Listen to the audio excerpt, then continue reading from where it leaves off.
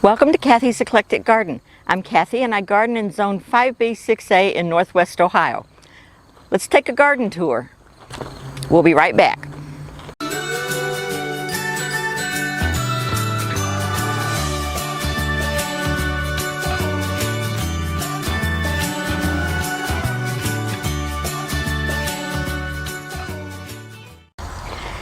Today we're in Montpelier, Ohio, and we are going to take a tour of their kids' garden.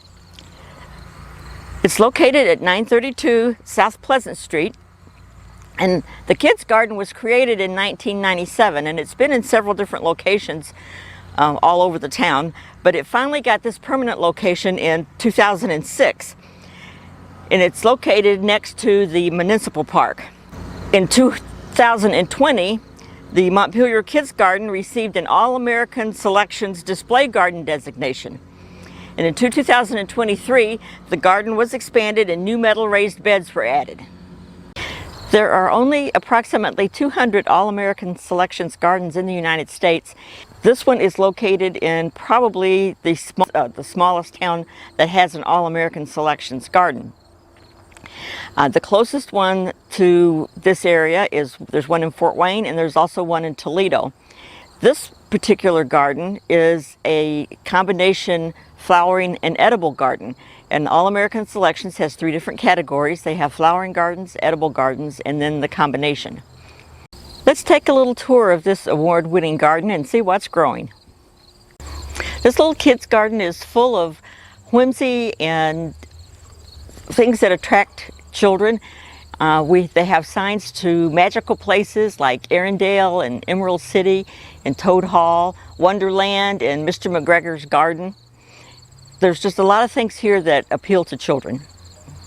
Here at the entrance to the garden, there is a little free library where you can take a book and share a book.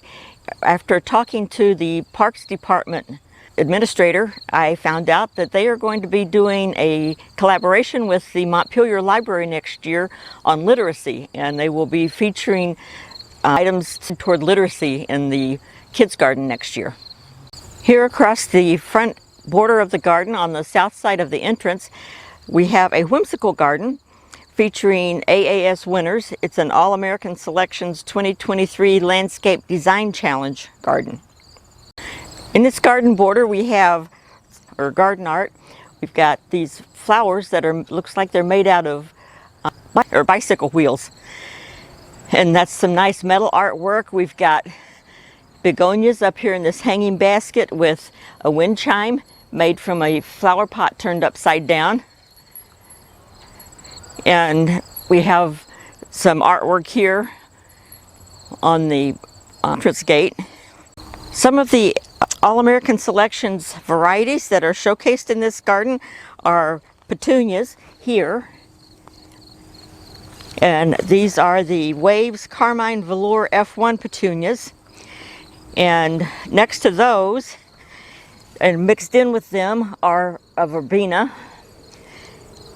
Okay, behind and to the south of the verbena, which is here, we have big duck marigolds. The remainder of this bordered garden is basically a repeat of what we've already highlighted. More of the petunias, more of the big duck marigolds, more verbena, and more petunias again. The north border, on the north side of the entrance gate, is a cottage garden. And here we have a salvia, AAS winner, Blue Bayou. Here we have a verbena. It's called Vanity. It is an All-American Selections variety. And then down from that we have Dusty Miller, which is a nice foliage plant. Just inside the entrance is the Montpelier Kids Garden, Gail and Betty John Poetry Garden. And this is the Poetry Garden, and it is planted with sedums.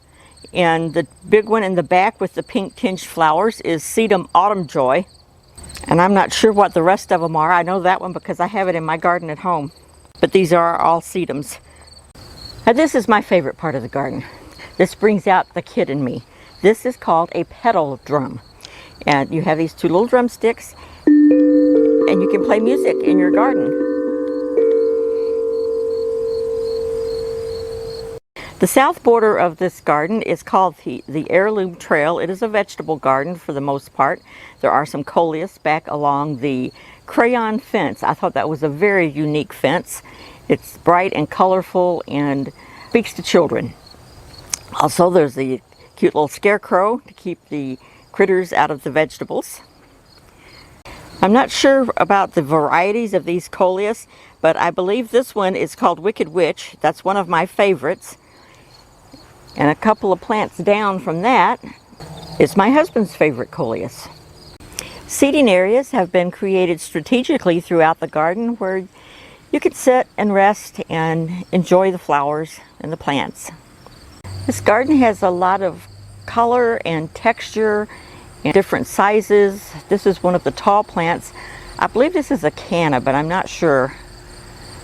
I don't grow these because they're too big for my yard, but there is a coleus in there and a begonia. But that is an awesome plant. And here's another seating area. When my husband saw this bench, he immediately thought of a tunnel spider's web. That's fitting for a garden. The newest addition to this garden are these metal raised beds, and they have them situated throughout the garden. They have different sizes, different heights, different layouts, and they make very nice raised bed gardens.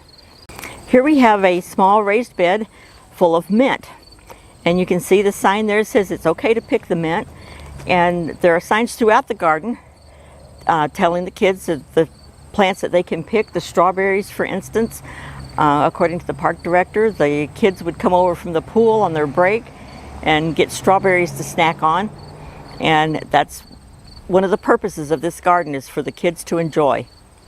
And it looks like Bigfoot's been visiting this garden. We have some big feet here. And here we have a bed of sunflowers, and some of them are already done, and I'm sure the birds are having a heyday picking the seeds out of those flower heads. There are also some Mexican sunflowers. That's the pretty little orange sunflower at the front of the border. Now we are in the pollinator garden, and we have a butterfly bench here next to the pollinator garden, and next to the butterfly bench we have tall phlox, and the bright pink ones are, I believe, Jenna tall phlox, because I have those in my garden at home. In the middle of the butterfly or pollinator garden we have a bird feeder. There's also a cage for suet, and a little chair there with a screw sticking up in it to put a corn cob on for the squirrels, and a cute little butterfly plaque. This is the fruit garden. It has a little chair that matches the bench that looks like a tunnel spider web. And in this we have ground cherries, blueberries, and in the back behind the chair are some fig trees.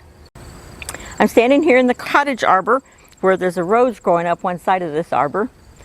I want to thank you for watching this video. I hope you've enjoyed it and have learned something. If you live in the area and have not visited this garden yet, make it a point to come look around and see what's being developed for the kids in this area. Thanks for watching. Goodbye.